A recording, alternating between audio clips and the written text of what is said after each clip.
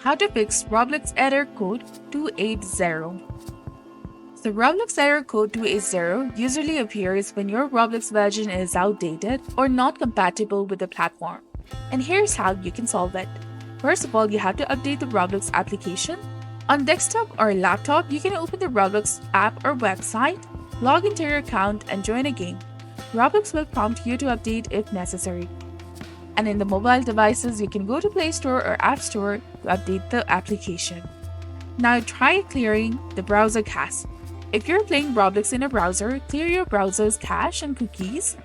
For that, go to the three dots in the top right corner and then go to Settings, go to Privacy and Security, and then click on Delete Browsing Data. Select Cached Images and Files, and after that, click on Delete Data. You can also set the time range from over here. After that, restart the browser and try accessing the Roblox again. Another thing you can do is you can adjust the date and time. An incorrect date or time can trigger this error. Make sure that your device date and time are set to automatic or synced with the internet. Restart your device after making the changes.